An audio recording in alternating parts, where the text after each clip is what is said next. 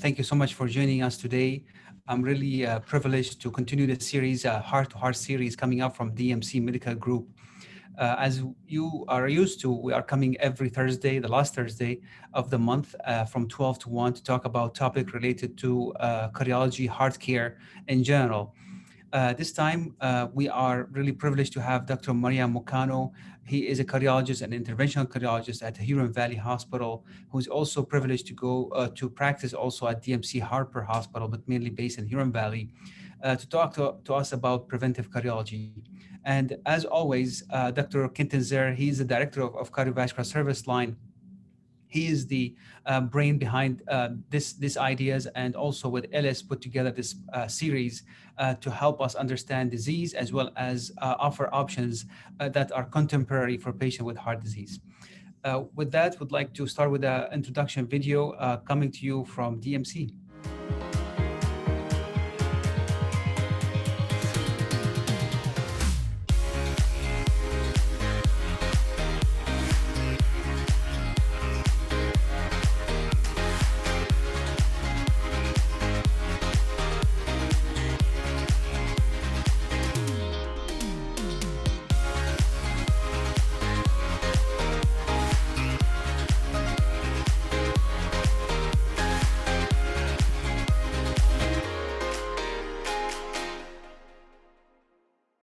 Again, thank you again for joining us. Dr. Maria Mocano, please go ahead and share your slide. Hello, everyone. Thank you for the introduction and for having me. And thank you for allowing me to present this interesting topic.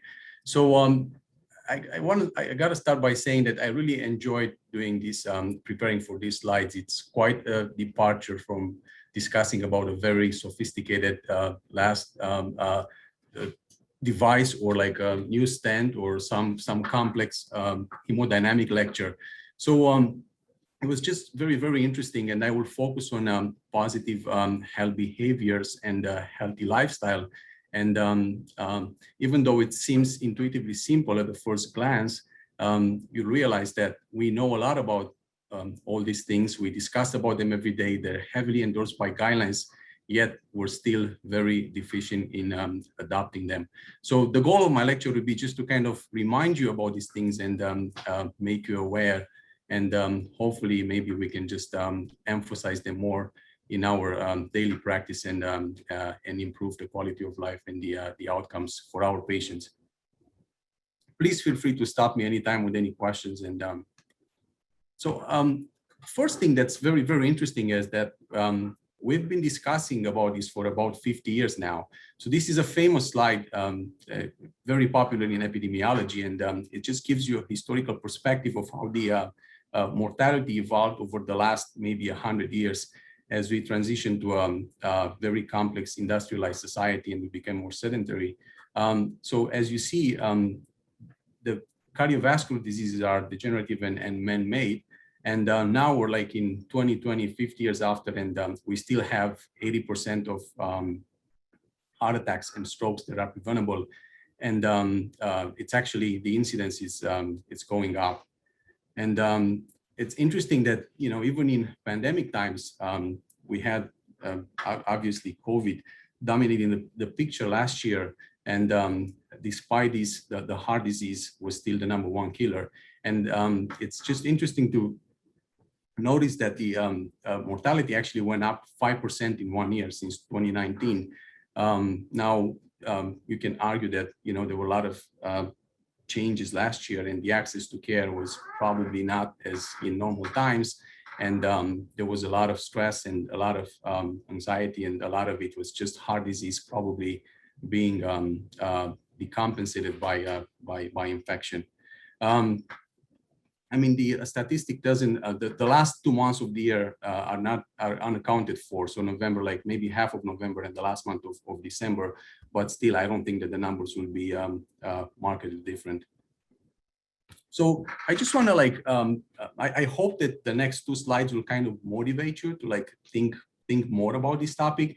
This is a paper from 2001 from Dr. Esselstyn, and he's a pioneer in preventive cardiology. And he actually established a cardiovascular disease reversal program at Cleveland Clinic. And he described our strategy of tackling heart disease as kind of defensive and reactive. Basically, we just have all these sophisticated devices, but we're just using them too late in the game. So I will just show you like 2 angiograms, and those are like very intriguing for me, because as an interventional cardiologist, I'm wired to think that you can get from, the picture on the left from A to B only by using a stent. Well, it's interesting that this was a case where they just made a lot of lifestyle changes and diet, and then they got this result. So this is a 44-year-old surgeon that actually came in with an MI. So the first picture on the left is his mid to distal LAD that, as you can see, looks severely diseased.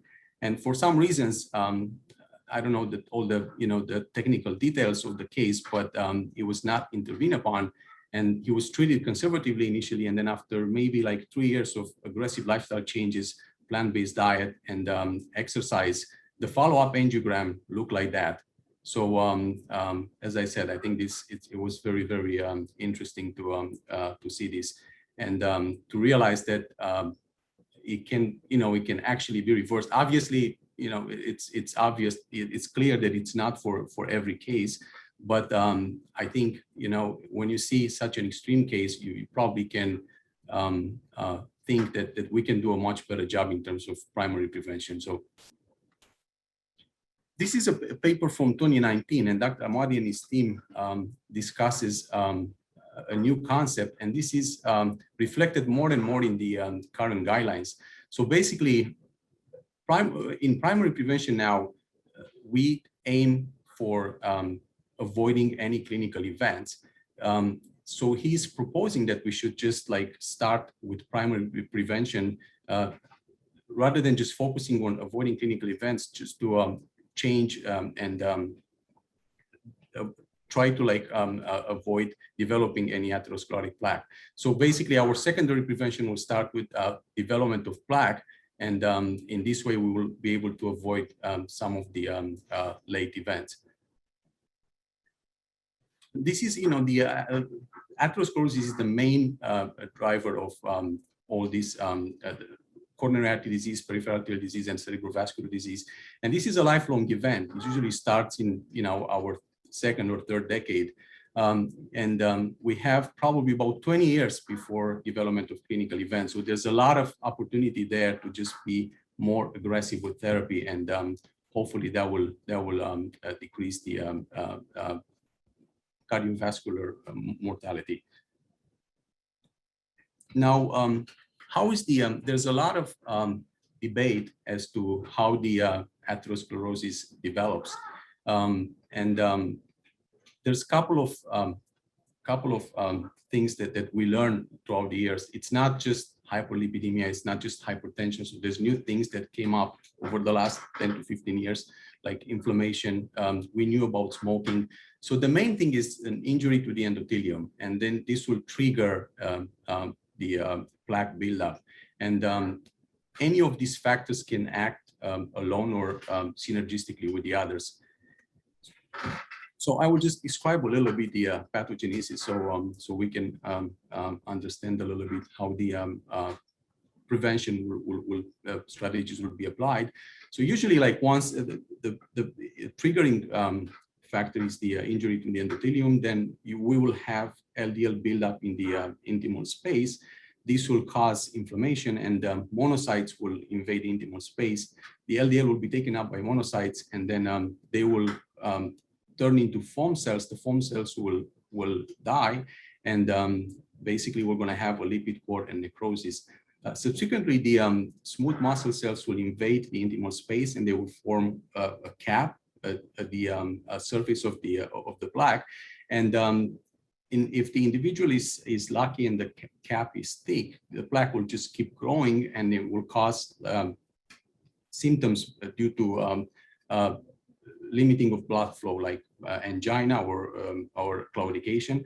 Or if the cap is thin, then it will rupture, and there would be a formation of a thrombus, and that would cause abrupt cessation of blood flow, and it will lead to a heart attack or a stroke.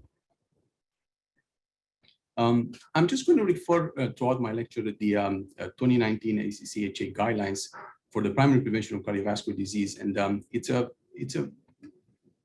document well put together, and I think not just for cardiologists, but almost probably any physician out there probably could learn a lot by reading it. And the most important thing, the most important message, they actually emphasize that we should probably discuss this a lot in any clinical encounter, just to promote a healthy lifestyle throughout life. And what exactly is a healthy lifestyle? So it's just basically some steps and strategies that are designed to just promote health and well-being. So this involves balanced diet, daily physical activity, emotional wellness, adequate sleep, avoiding harmful drugs, moderate alcohol use, avoiding smoking, and something that we're all good work-life balance. So I just want to kind of ask you to reflect a little bit on all these things and see how much each one of us is doing. It's interesting that this was this paper characterized all the prevalence of all these like positive risk health behaviors in the US population. So they did a survey of the NHACE database, and they looked at like 4 major metrics: being a non-smoker, having a healthy body fat percentage, about 5 to 20% for men and 30% for women. And this was measured by dual energy X-ray, getting at least 150 minutes of moderate intense exercise weekly, and following a healthy diet based on criteria suggested by the USDA. And so the result was shocking. Only 3% of us actually are doing all these things. And I think if we were to add the fact that the stress or work-life balance, I think the numbers will definitely be way worse. The other interesting thing on this paper is the if you look at the cohort between 20 and 4 years old, only 4% of them are doing this, and this is exactly in that window that I showed you in the previous slide. When we have about 20 years before development of any major events. And I think we should probably just aim to be more aggressive with prevention at this stage. So what are some barriers to a healthy lifestyle? So there's a lot of lack of understanding, too much information out there, which one is good, which one is bad. Sometimes it's just very hard to distinguish. Lack of time, and we know this very well. I think probably this would be more lack of prioritizing, because if we prioritize this, I still think it can happen, and we can all do it. Lack of self-control is another thing, and misconceptions about the health status. We know that sometimes people say, well, I have no symptoms, I feel good. So that there's no, it's just there's no reason and no strong motivation to just start implementing aggressive lifestyle changes really early. And the lower socioeconomic status. Some benefits of just a healthy lifestyle: fewer health problems, better mood and energy levels, improved memory and brain health, taking control of your life, and even saving money. Now, you can make an argument that living healthy is also expensive, but it's still cheaper than healthcare costs, right? So I think that would be a strong motive to implement that. And some steps to a healthy lifestyle: it's usually recommended just to start slowly, have a plan, have short-term goals, and implement small healthy habits that will remind you of what you're doing. So for example, just drinking more water or eating an apple a day, those things will just keep you in the loop with your plan. And I just added that slide with the top New Year's resolutions that, so the New Year's resolution is not a step toward a healthier lifestyle. It's good to see that everybody is aware, and the a healthy lifestyle is at the top of the New Year's resolution, but usually there's only 8% compliance with the New Year's resolution. So I'm just going to start dissecting each positive risk behavior, positive health behavior, and see what are some ways that we can do to implement it. And so this is something that one of my first patients that I met as a resident, he was a 90-year-old gentleman, very, very sharp, and came in with some atypical chest pain. And I asked him, what was his secret for his longevity and his quality of life?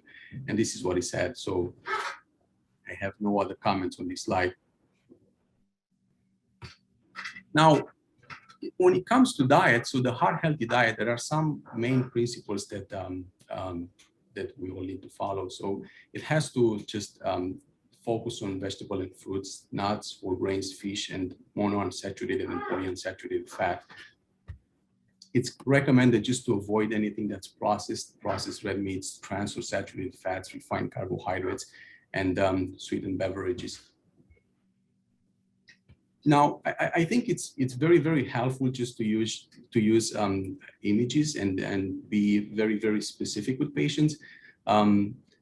A lot of times we just walk in the room and we say, avoid trans fats, saturated fats. We just check mark the EMR box and then we walk out. But at the end of the day, I don't know how much they actually understand. So maybe it would just be helpful. And I'm thinking about this more and more, to use a lot of visual things in the office, and then so they can understand exactly what we are asking them to do.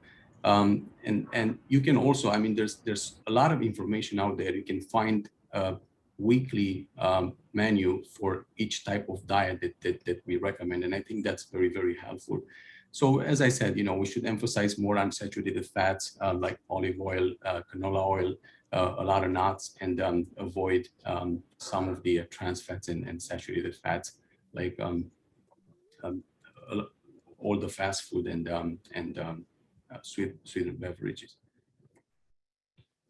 There are three types of diets that they discuss a lot in the guidelines. So both in the AHA and in the Mediterranean diet is one of them. Then the DASH diet. So it's the abbreviation for dietary approaches to stop hypertension, and the vegetarian diet. So the Mediterranean diet is the only one that was proven in the randomized controlled trial to improve the cardiovascular outcomes. Basically, it just involves a high level of monounsaturated fats from olive oil, canola oil, a high amount of vegetables, moderate amount of milk and dairy products, mostly in the form of cheese, and a relatively low amount of red meat. And they recommend to substitute fish and poultry for red meat. Now, they do allow a small amount of red wine, which is a good news. So they say that it's kind of recommended not to have more than one glass a day for women and 2 glasses a day for men. Now, I'm just going to divert a little bit from this just to answer a question that sometimes I get from patients and still emphasize the main point of my lecture. I don't know if how many of you are familiar with this term French paradox, which is a catchphrase that was very, very popular in 1980s. So this is an observation that despite a high intake of saturated fats, there's a low incidence of coronary disease in France. And initially they attributed this to high consumption of red wine because of all the antioxidants, all the polyphenols and resveratrol that's found in red wine. Now, subsequent studies show that the amount of polyphenols that you get from few glasses of red wine is small, so it's not significant enough to explain these findings. Personally, I think it has more to do with lifestyle in general. So in France, they tend to have a better work-life balance. They portions are smaller. They exercise more, and they cook more. They spend actually, unlike here, they take an hour break for a lunch. It's not like we're going to have lunch while we have a lecture, while we're working, while we're doing this. So I think that makes a huge difference, and it would be something that we should all reflect upon. So this is the trial that assessed the effects of Mediterranean diet on the cardiovascular outcomes. So what they did is they took a large number of patients that were at high risk for cardiovascular disease, and they randomized them to a controlled diet, which is a low-fat diet, and the Mediterranean diet supplemented with either extra virgin olive oil or with nuts. So after about 4 to 5 years of follow-up, they noticed a significant decrease in cardiovascular mortality. So there was like about 30 to 40% decrease in mortality. Now, it was mostly due to a reduction in strokes, but overall, I still think it's quite impressive. Then this is, they analyzed, there was a sub-cohort in the same study, in the PREDIMED study, and they looked at the pro-vegetarian food pattern and compared it with the same with the with pro-animal food pattern, and they found again a significant reduction in cardiovascular events. So how about the DASH diet? So it's somehow similar with the Mediterranean diet, except that the Mediterranean diet emphasizes more the cooking with a lot of olive oil and nuts. And in the Mediterranean diet, there's less emphasis on red meat, so and substitute that with fish. So this it's mainly designed to lower the blood pressure. It's actually very, very effective. You can drop systolic blood pressure with around 10 points after being consistent with this diet. So again, there's emphasis on vegetables, fruits, whole grains, fat-free and low-fat dairy products, and they recommend just to limit foods that are high in saturated fat and limit sugar-sweetened beverages and sweets. And the last one that would be the plant-based diet we have a lot of data, and as the first angiogram that I showed you, and the second one with the PREDIMED, the sub-cohort on the PREDIMED study, this is another like a very, very large study. So they looked at about 130,000 participants from the Nurses' Health Study, and they assessed the animal and plant protein intake. And basically what they found is the plant protein, the animal protein sources were positively correlated with cardiovascular mortality, and the plant-based protein actually decreased both the cardiovascular mortality and the all-cause mortality. So moving on to exercise, usually in the guidelines nowadays, they recommend 150 minutes per week of moderate intensity aerobic physical activity, or if again, just because of time constraints, the other alternative would be to do 75 minutes per week of vigorous intensity aerobic physical activity. And we can obtain additional reduction in the cardiovascular risk in those achieving higher amounts of physical exercise. And there's a mention that sedentary individuals should start the lower intensity and progress gradually to recommended levels. Now, I think any kind of exercise is good. So it's not just the aerobic. We have data with resistance exercise that also lowers the blood pressure and reduces the cardiovascular events. So some examples of what is light, moderate, and vigorous activity. So obviously, sedentary behavior is just one metabolic equivalent. Light would be like walking slowly, cooking, light housework, and this accounts for about 1.5 to 3 meds. Moderate activity would be brisk walking, biking, dancing, recreational swimming. So this is anywhere between 3 and 6 metabolic equivalents. And vigorous, jogging, running, biking, and single tennis and swimming laps, and that will account for more than 6 metabolic equivalents. How about screening before exercise? What are the current recommendations? So usually we have to take into account 3 things before establishing whether screening is necessary or not. So that would be the current activity level, signs of symptoms of certain diseases, and the planned exercise intensity. So in other words, if someone doesn't have a lot of risk factors and they're planning to do just light to moderate exercise, and they plan to increase that intensity gradually and appropriately, then there's no need for screening. But however, if they plan to do a vigorous to moderate to vigorous exercise, and they have a lot of risk factors, and they've been sedentary up until then it's highly recommended just to discuss with the physician first. this is just to show you how much vigorous activity we do on a daily basis. So just only 0.2 hours. So that would be about 12 minutes a day. I think definitely we can do way better than that. We're still doing good on sleep, like 8 hours. I don't know how they, I don't know if how accurate is that, but definitely we should increase the amount of activity that we do every day. Moving on to weight loss. So what they recommend in terms of weight loss, this has to be done in, it has to be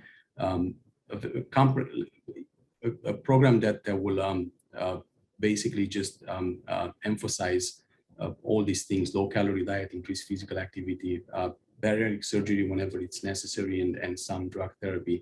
This can be accomplished only in the context of a comprehensive lifestyle program, and it has to be a team, and these things have to be followed for at least 6 months. Some of the drug therapy that they are FDA approved, and they're inhibitors of the digestive enzymes or glucagon peptide-like agonist. And I'm just going to show you a study again, just to highlight the main thing of the main message of my lecture with a healthy lifestyle.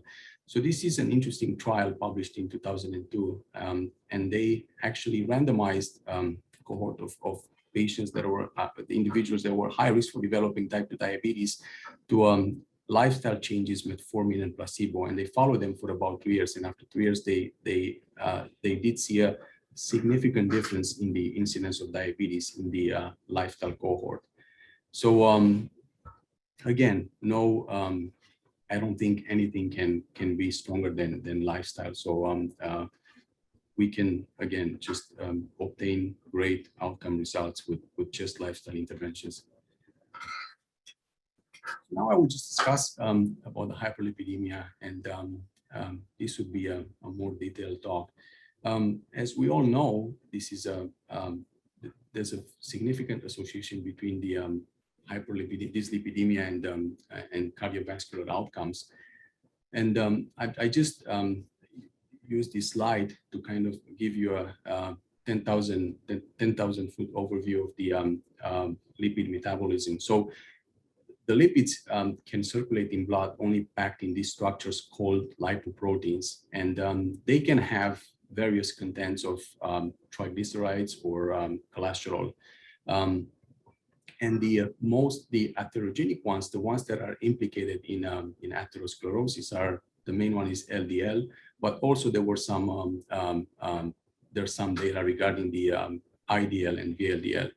And as you can see, there's each one of them has a protein on surface, and that's the ApoB, and this is risk enhancer, as I will show you in the next slide.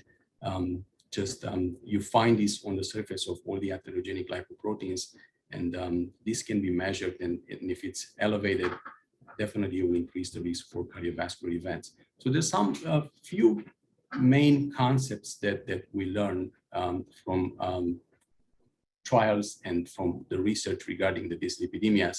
One is that there is a very strong association between the LDL levels and cardiovascular mortality, and that's a positive linear correlation.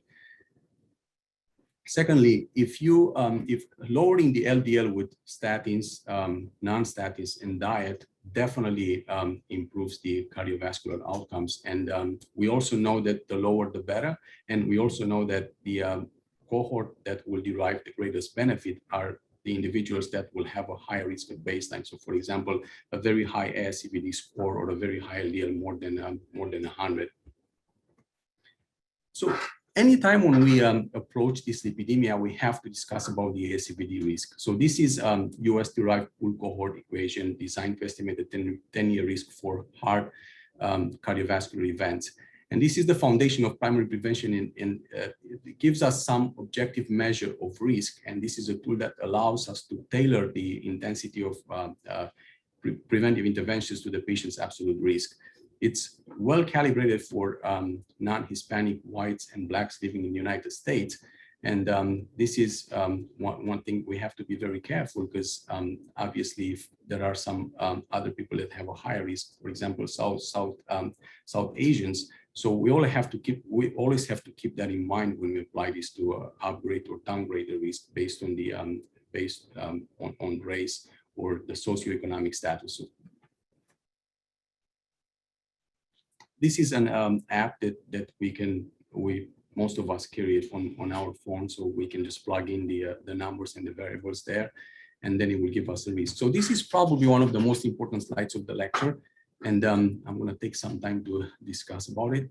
And so basically, it just illustrates the management of dyslipidemia in the context of primary prevention. So secondary, I'm not going to cover too much secondary prevention because it's well established. We all know what to do. So I will just mention briefly a little bit about it. So if you have, once we had an event, you have to be on high intensity treatment. And that's a high intensity statin, or if you don't tolerate that, or if that's not enough, then we should add a PCSK9 inhibitor or ezetimibe. So, and in the last cholesterol guidelines, they actually moved, there was a departure from the previous guidelines from 2013 because they came up with a target. So we should aim for just being around 70 or less than that. And we should do everything we can to accomplish that. So now moving back to primary prevention. So it's, if your LDL is more than 190, irrespective of age and risk, then you have to be on treatment.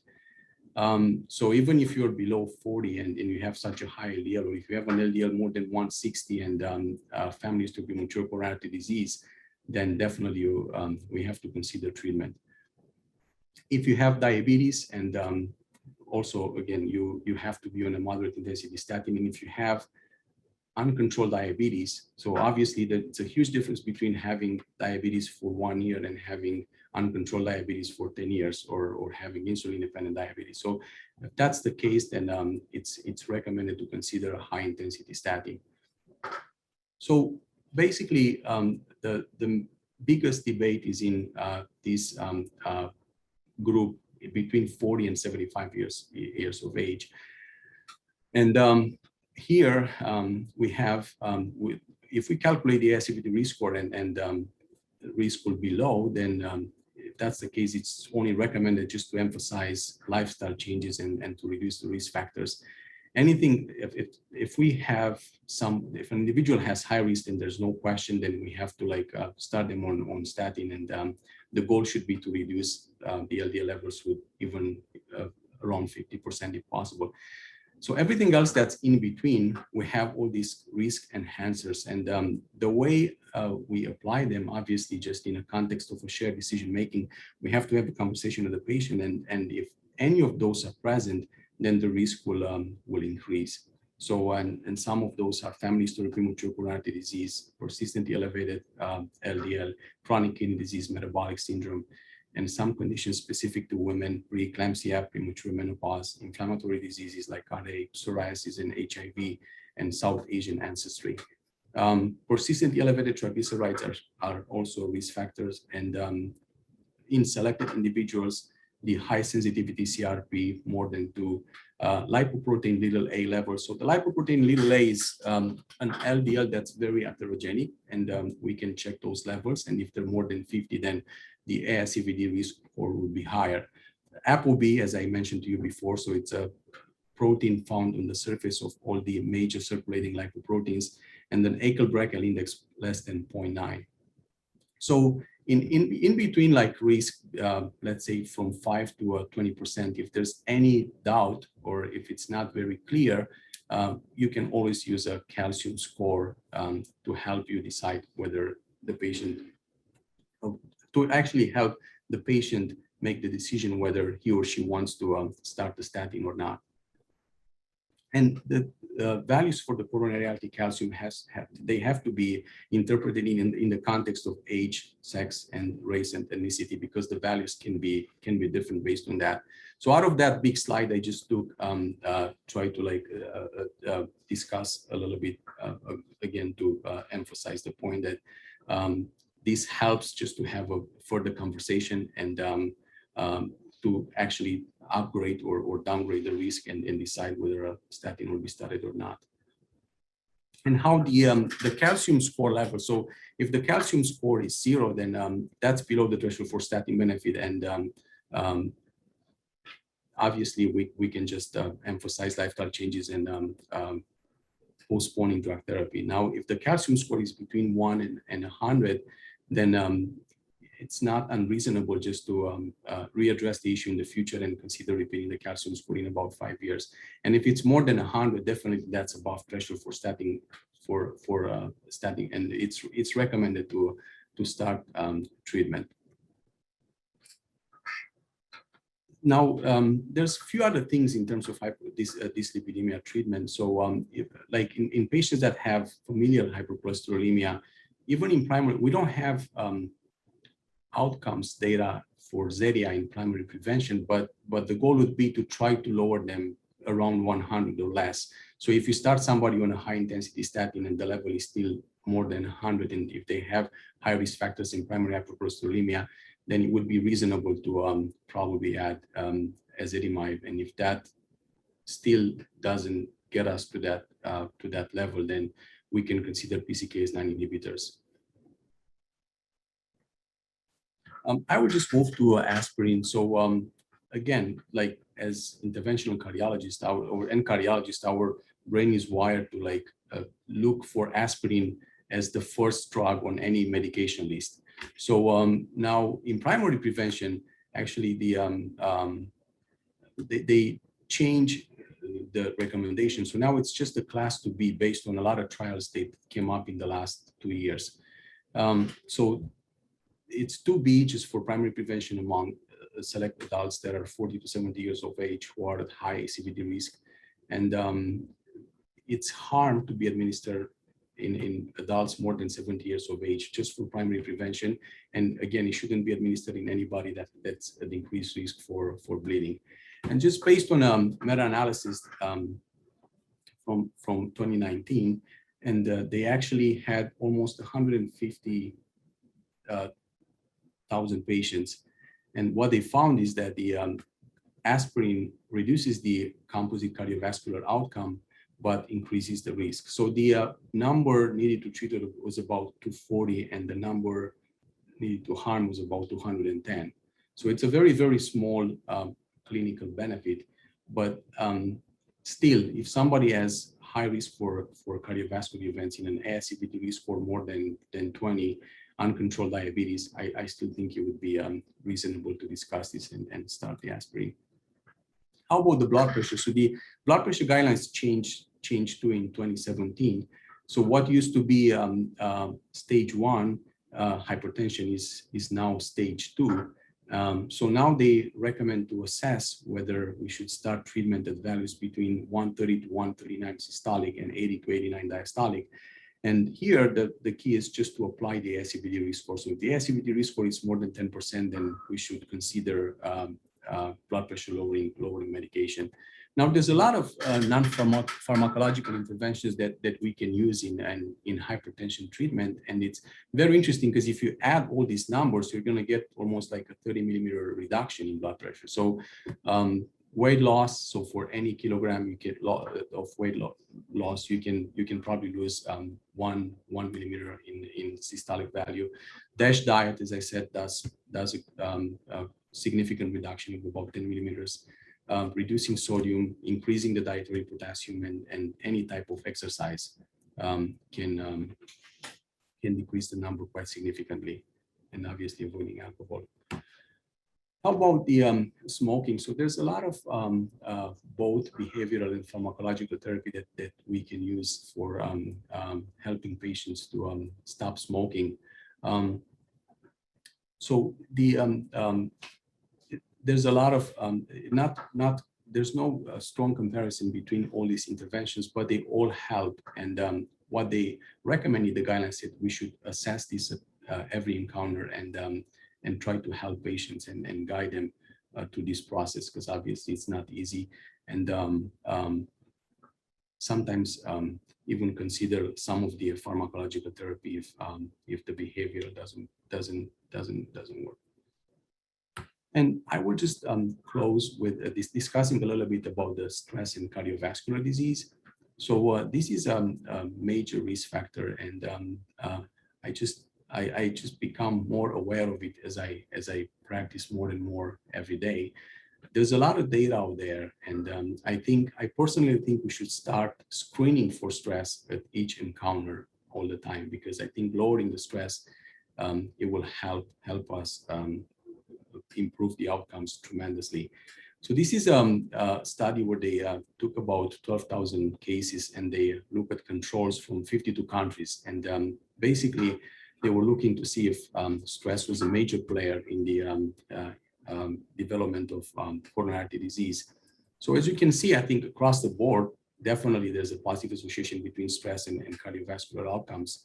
Only like some places, I think Eastern Europe, where I'm from, and I think probably a lot of it has to do with the very high prevalence of an atherogenic diet, but everywhere else, there's so the high prevalence of an atherogenic diet, I think, was a confounding factor in that analysis, and probably that's why the it wasn't positive. But other than that, it just correlates significantly with development of heart disease.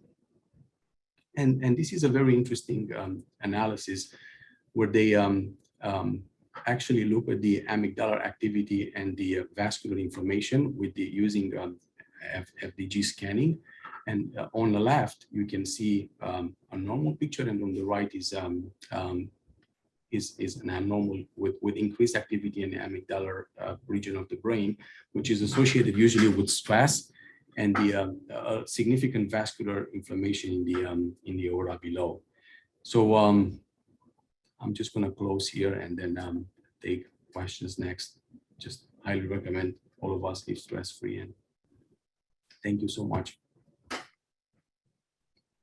Thank you, Marianne, for the presentation. Phenomenal work. We got a few questions, but I would like to turn it on to Dr. Zer if you have any comments.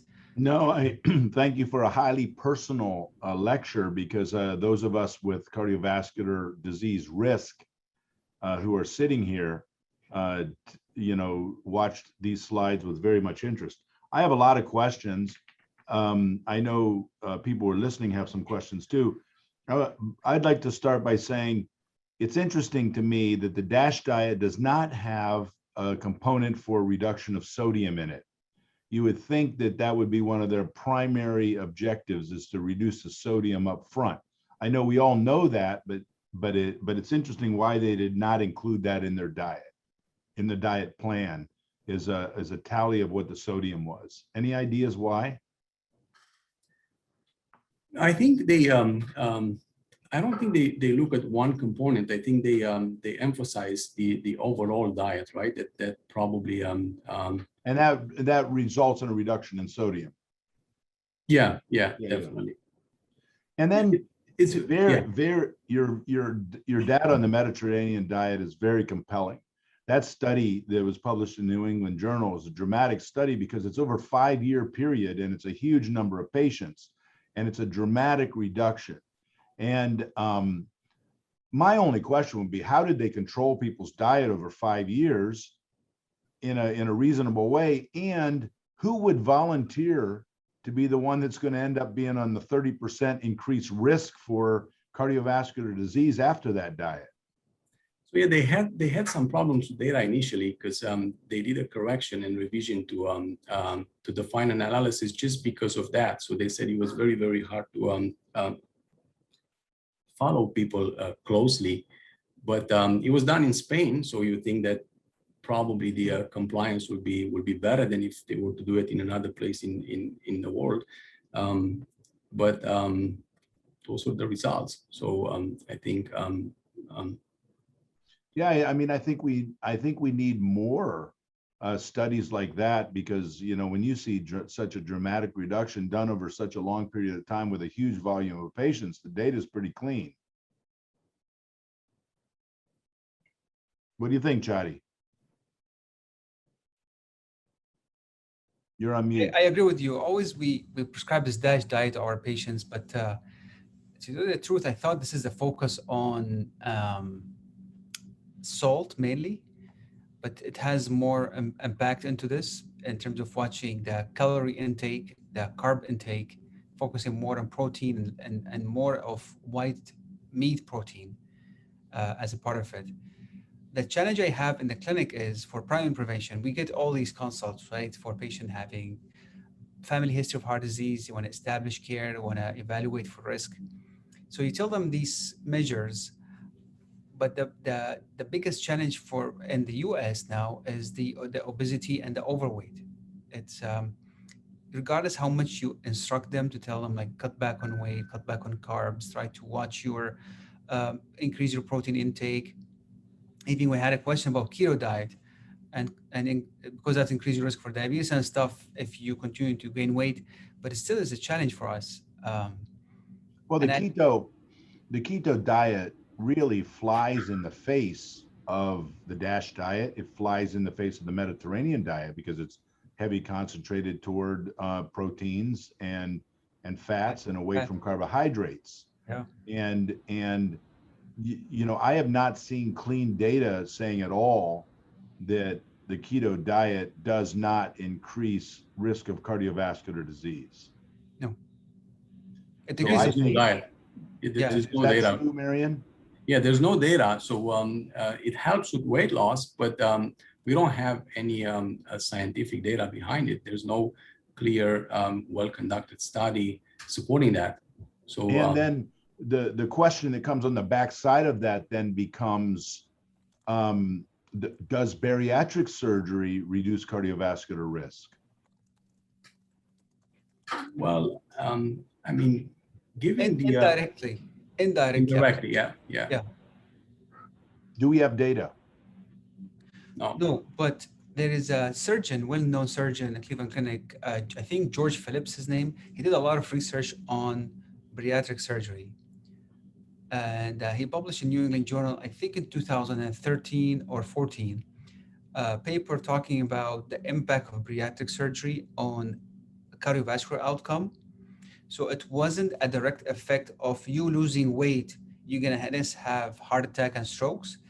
It was you lose weight, you lose diabetes, your cholesterol is more controlled, then you have a less. But in terms of direct drop in weight and the heart disease, it was very hard to justify. Marianne? Yeah, no, definitely. I think it's but again, we kind of extrapolate. We don't have at least I'm not aware of any direct comparison to see if that will but the reduction in weight is quite significant. So I think it would just make sense to that it would be very beneficial in terms of outcomes as well. The reason I asked the question is because it's pretty clear in surgery, at least from my perspective, that the bariatric patients are at higher risk for surgical morbidity and mortality because of malnutrition. Because you know the bariatric process and the rapid weight reduction results in them being relatively malnourished, particularly their solid organs, liver function, things like that. And so, you know, I worry about those patients operating on them surgically because I've had over the period of years, I've had trouble getting some of them safely through surgery. So, you know, yes, of course, it helps the joints, it helps lifestyle, improves their lifestyle, things like that. And I think we should encourage it. But, you know, it may not be the answer for reduction of cardiovascular risk. We have a question beside the keto. I think we addressed that already. For bariatric surgery and cardiovascular cohort study, I mean, there's a Mark I just posted a link for it. We'll definitely share that. Other question is about the calcium scoring. When do you order it?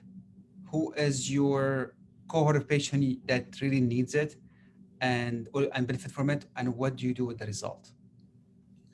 I would do it whenever there's any doubt about the risk, the risk that the patient has. So it's very clear that it's not useful if you have somebody that has an ASCVD risk score more than 20%.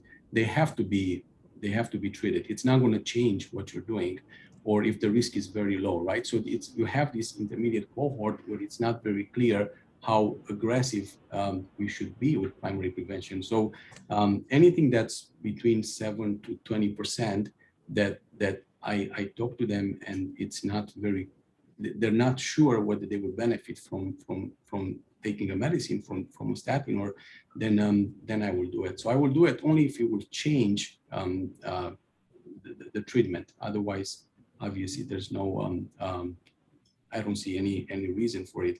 And even with that, we have to be very careful, because I mean, I've seen patients that had a calcium score of 1500, and the angiogram was basically show no obstructive disease. So they still need some functional assessment, but definitely you have to be very, very aggressive with treatment in those cases. Now, So, the long-term recommendation is to repeat the calcium score in 5 years. Do cardiologists do that? And is there longitudinal data that suggests that calcium scores do become reduced with aggressive therapy? So we're supposed to do another one in 5 years, only if it's below 100 or below that 75% cutoff. But I'm not aware of data for following, the treatment, to do another calcium score just to assess whether the treatment is effective or not. Because I think we know that once we, let's say, if we lower the LDL, then we're not supposed to just lower the intensity of treatment, right? So it's probably not going to change that much. Even if we do it and we see a reduction in the calcium score, the intensity has to remain at the same level. What do you think, Chadi, about calcium scores in terms of your practice? 100 is a cutoff. Like if it is above 100, it's I don't think it will reverse. And it's a follow-up for, and it depends also on the patient profile. If they have a low risk profile, no diabetes, no hypertension, just we're doing it for screening purposes, and it is less than 100, then we'll let the patient know that it's low risk, and if you have no symptoms, just go ahead. But are you directly proportional in terms of your aggressiveness with anti-lipid therapy related to the calcium score? In other words, do you keep them on, say, an oral anti-cholesterol medicine, or with higher scores, do you directly go to, say, something that's injectable? No, definitely. If they have evidence of calcification and they do have atherosclerotic cardiovascular score that is in the intermediate, definitely I would put them on statin therapy. And I will have lower threshold of lipids. I would shoot for LDL less than 100. I think it would be interesting to see if we can extrapolate that and call it, I think, Kenton, probably your question was, can we make that secondary prevention, right? And I think with the future guidelines, that would be secondary prevention. So if you find a high calcium score, I think it would be very reasonable to aim for LDL levels of 50 to 70. But as of now, based on our current recommendation, so that still qualifies for just high intensity statin.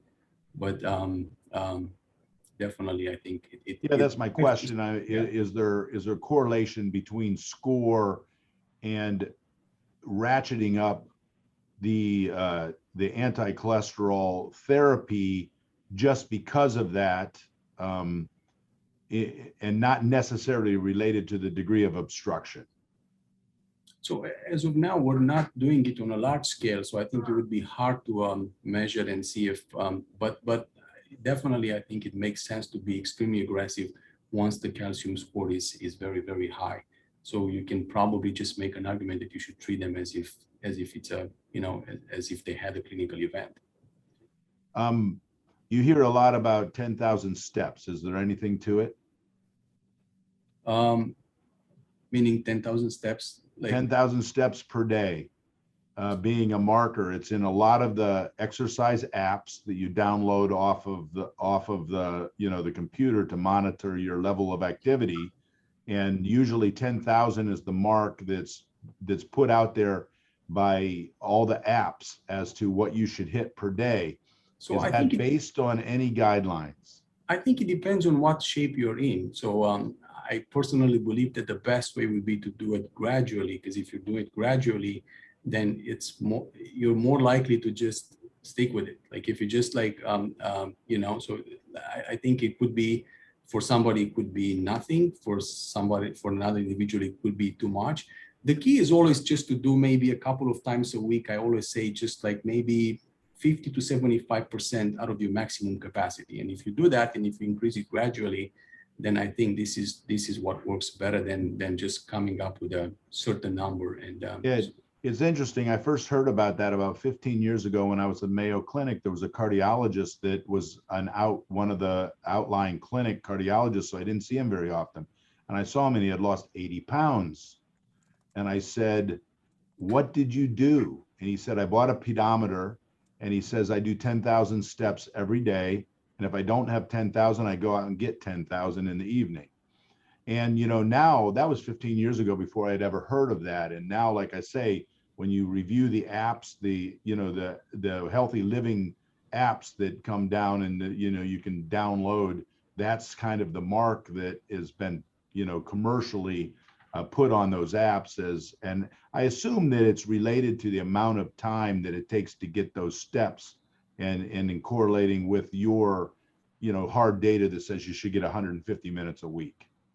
I think it's a marker as a benchmark for you as a target. I think that's to get the 150 minutes a week. Yeah. As Mukano said, he 150 and your friend doing 10,000. I think that's but the more you get, the better you will be at the end. Yeah. If you can get more, I don't think it's, but and I think it should be just a global assessment. So the way I see it, it's not only exercise. So you cannot just exercise and then reward yourself with a big steak every day, right? I mean, so it has to be just tackled from all angles. It's just exercise. So the way I see it, if you're sedentary, then you probably have to be very aggressive with your diet. If you're not, it's a little bit hard for you and there's not that much room in improving your diet, then maybe you should just be very aggressive with activity. So I think that probably works better than but at the end of the day, I think everything should be taken into account. I would like to also, one thing was very important that's highlighted in the talk is about the aspirin. I see a lot of patients on baby aspirin. I think they don't need it. So the data you showed us, Dr. Mukano, is about the benefit and risk of bleeding.